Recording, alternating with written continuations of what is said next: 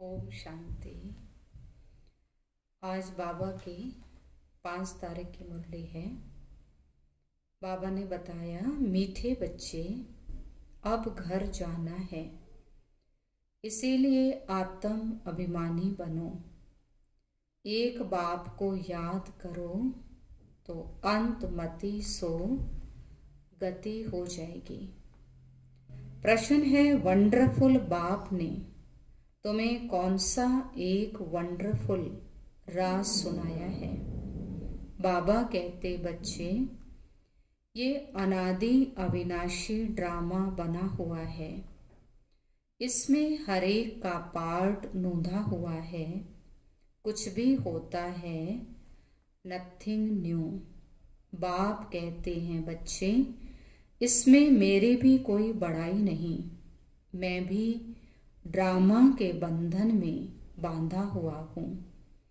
ये वंडरफुल राज सुनाकर बाप ने जैसे अपने पार्ट का महत्व कम कर दिया है।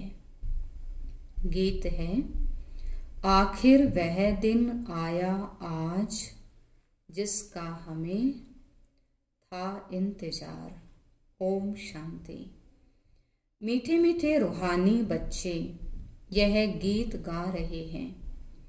बच्चे समझते हैं कि कल्प बाद फिर से हमको धनवान, हेल्दी और वेल्दी बनाने, पवित्रता, सुख, शांति का वर्षा देने बाबा आते हैं। ब्राह्मण लोग भी आशीर्वाद देते हैं ना कि आयुष्मान भव, धनवान भव, पुत्रवान भव। तुम बच्चों को तो वर्षा मिल रहा है, आशीर्वाद की कोई बात नहीं।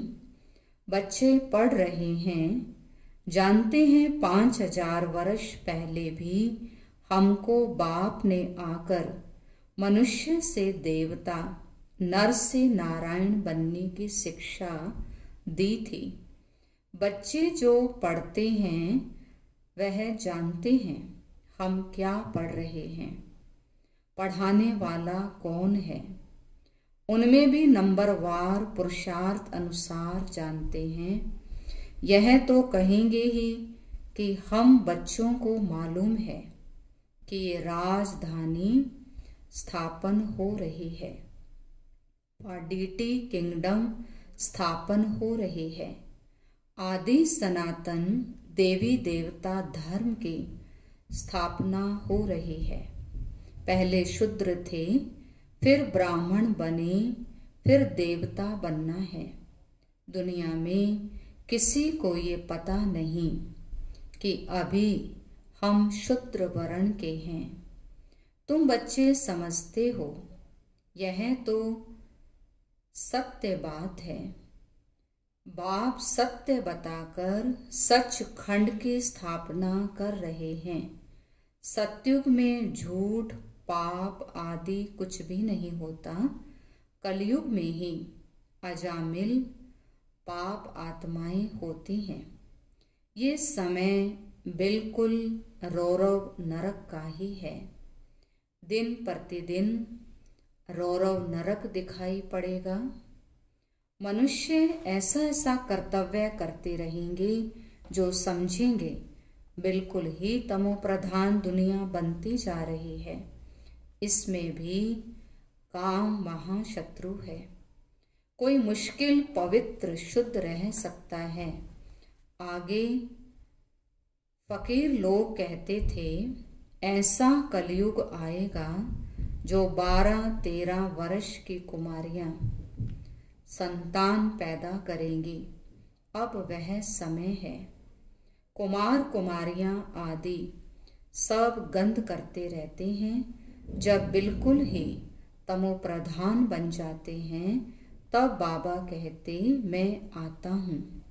मेरा भी ड्रामा में पार्ट है। मैं भी ड्रामा के बंधन में बंधा हुआ हूँ। तुम बच्चों के लिए कोई नई बात नहीं है। बाप समझाते ही ऐसे हैं। चक्र लगाया, नाटक पूरा होता है। अब बाप को याद करो तो तुम सतो प्रधान बन सतो प्रधान दुनिया के मालिक बन जाएंगे। कितना साधारण रीति समझाते हैं। बाप कोई अपने पार्ट को इतना महत्व नहीं देते। बाबा ने कहा, ये तो मेरा पार्ट है, नई बात नहीं। हर 5000 वर्ष बाद मुझे आना पड़ता है। ड्रामा में बंधाएमान हूं मैं। आकर तुम बच्चों को बहुत सहज याद की यात्रा बताता हूं।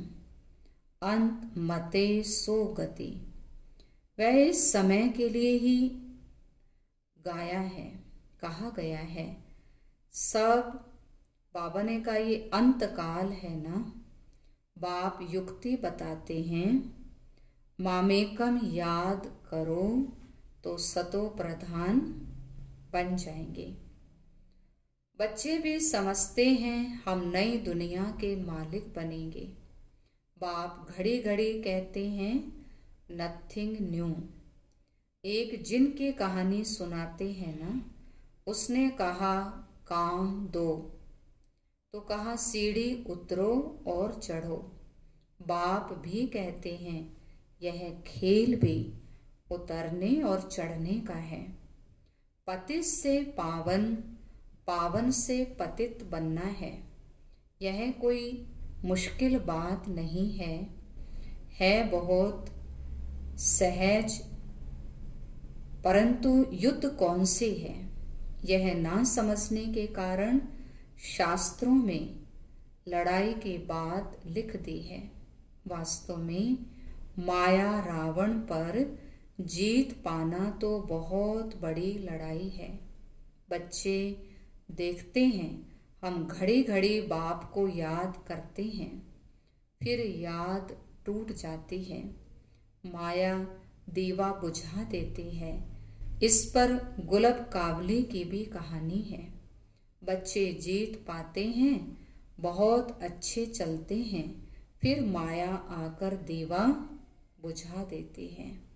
बच्चे भी कहते हैं बाबा माया के तूफान तो बहुत आते हैं। तूफान भी अनेक प्रकार के अनेक प्रकार के बच्चों के पास आते हैं। कभी कभी तो ऐसा तूफान जोर से आता है जो 8-10 वर्ष के पुराने अच्छे अच्छे झाड़ भी गिर पड़ते हैं। बच्चे जानते हैं, वर्णन भी करते हैं। अच्छे अच्छे माला के दाने थे, आज है नहीं। यह भी मिसाल है, गज को ग्रह ने खाया। ये है माया का तूफान। बाबा कहते, इन 5 विकारों से संभाल रखते रहो। याद में रहेंगे तो मजबूत हो जाएंगे। आत्म अभिमानी बनो। ये शिक्षा बाप की एक ही बार मिलती है। ऐसा कभी और कोई कहेंगे नहीं कि तुम आत्म अभिमानी बनो। सतयुग में ऐसा नहीं कहेंगे। नाम, रूप, देश, काल सब याद रहता ही है। इस समय तुमको समझाता हूँ, अब वापस घर जाना है। तुम पहले सतो प्रधान थे। सतो रजो तमो में तुमने पूरे 84 जन्म लिए हैं। उसमें भी नंबर 1 यह ब्रह्मा है। औरों के 83 जन्म भी हो सकते हैं। इनके लिए पूरे 84 जन्म हैं। ये पहले पहले श्री नारायण थे। इनके लिए कहते, गोया सबके लिए समझ जाते। बहुत जन्मों के अंत में ज्ञान लेकर फिर यह नारायण बनते हैं। झाड़ में भी दिखाया है ना, यहाँ श्री नारायण और पिछाड़ी में ब्रह्मा खड़ा है। नीचे राजयोग सीख रहे हैं। प्रजापिता को कभी परम पिता नहीं कहेंगे। परम पिता एक को कहा जाता है, प्रजापिता फिर इनको कहा जाता है। यह देहधारी है। वह विदेही विचित्र है। शिव बाबा लौकिक बाप को पिता कहेंगे, इनको प्रजापिता कहेंगे। वह परम पिता तो परम धाम में रहते हैं। प्रजापिता ब्रह्मा परम धाम में नहीं कहेंगे। वह तो यहाँ साकारी दुनिया में हो गया, सूक्ष्म वतन में भी नहीं है। प्रजा तो है स्थूल वतन में। प्रजापिता को भगवान नहीं कहा जाता। भगवान का कोई शरीर का नाम नहीं। मनुष्य तन जिस पर नाम पढ़ते हैं, उनसे वह न्यारा है। आत्माएं वहाँ रहती हैं तो स्थूल नाम रूप से न्यारी हैं, परंतु आत्मा तो है ना। छोटे बच्चे को कुछ भी पता नहीं रहता, इसलिए उनको महात्मा कहा जाता है। 5 विकारों का उनको पता ही नहीं पड़ता। छोटे बच्चे को पवित्र कहा जाता। इस समय तो कोई पवित्र आत्मा हो नहीं सकती। छोटे से बड़ा होगा, फिर भी पतित तो कहेंगे ना। बाबा समझाते हैं, सबका अलग अलग पार्ट इस ड्रामा में नूंदा है। इस चक्र में कितने शरीर लेते हैं, कितने कर्म करते हैं, सो फिर रिपीट होना है। पहले पहले आत्मा को पहचानना है। इतनी छोटी आत्मा में 84 जन्मों का अविनाशी पार्ट भरा हुआ है। यही है सबसे वंडरफुल बात। आत्मा भी अविनाशी है, ड्रामा भी अविनाशी है, बना बनाया है। ऐसे नहीं कहेंगे कब से शुरू हुआ। कुदरत कहते हैं ना, आत्मा कैसी है, ये ड्रामा कैसे बना हुआ है, इसमें कोई कुछ भी नहीं कर सकता। जैसे समुद्र अथवा आकाश का अंत नहीं निकाल सकते। यह अविनाशी ड्रामा है। कितना वंडर लगता है।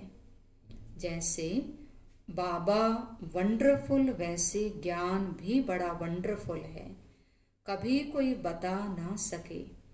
इतने सब एक्टर्स अपना अपना पार्ट बजाते ही आते हैं।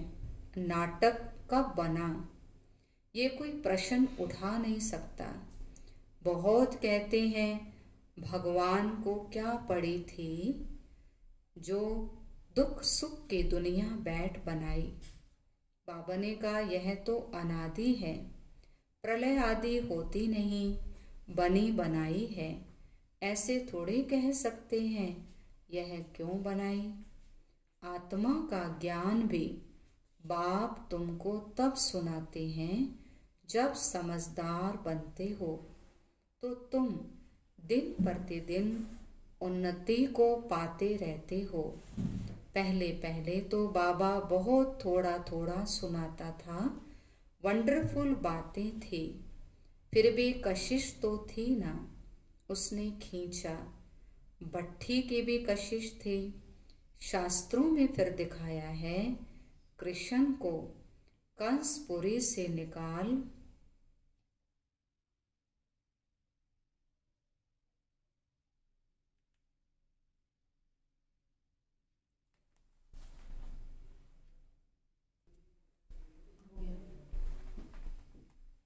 गीता, भागवत, महाभारत ये सब कनेक्शन रखते हैं, है तो कुछ भी नहीं।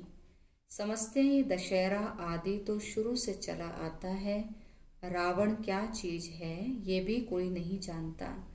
जो भी देवी देवता थे वह नीचे उतरते उतरते पतित बन गए। रड़ियां भी वह मारते हैं जो जास्ते पतित बने हैं, इसीलिए पुकारते भी हैं हे पतित पावन।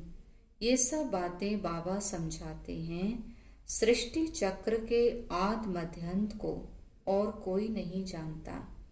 तुम जानने से चक्रवर्ती राजा बन जाते हो। त्रिमूर्ति में लिखा हुआ है यह तुम्हारा ईश्वरीय जन्म सिद्ध अधिकार है। ब्रह्मा द्वारा स्थापना, शंकर द्वारा विनाश, विष्णु द्वारा पालना। विनाश भी जरूर होना है। नई दुनिया में बहुत थोड़े होते हैं। अभी तो अनेक धर्म हैं। समझते हैं एक आदि सनातन देवी देवता धर्म है नहीं, फिर जरूर वह एक धर्म चाहिए। महाभारत भी गीता से संबंध रखती है। ये चक्र फिरता रहता है, एक सेकंड भी बंद नहीं हो सकता। कोई नई बात नहीं है। बहुत बार राजाई ली है। जिसका पेट भरा हुआ होता है वो गंभीर रहते हैं। अंदर में समझते हो हमने कितना बार राजाई ली थी। कल की ही बात है। कल ही देवी देवता थे, फिर चक्र लगाए, आज हम पतित बने हैं। फिर हम योग बल से विश्व की बादशाही लेते हैं। बाप कहते हैं कल्प कल्प तुम ही बादशाही लेते हो, जरा भी फर्क नहीं पड़ सकता। राजाई में कोई कम कोई उच्च बनेंगे, यह पुरुषार्थ से होता है। तुम जानते हो पहले हम बंदर से भी बदतर थे। अब बाबा मंदिर लायक बना रहे हैं। जो अच्छे अच्छे बच्चे हैं उनकी आत्मा रियलाइज करती है बरोबर हम तो कोई काम के नहीं थे, अभी हम वर्थ पाउंड बन रहे हैं। कल्प कल्प बाप हमको पेनी से पाउंड बनाते हैं, कौड़ी से हीरे तुल्य बनाते हैं। कल्प पहले वाले ही इन बातों को अच्छी तरह समझेंगे। तुम भी प्रदर्शनी आदि करते हो, नथिंग न्यू। इन द्वारा ही तुम अमरपुरी की स्थापना कर रहे हो। भक्ति मार्ग में देवियों आदि के कितने मंदिर हैं। यह सब है पुजारी पने की सामग्री।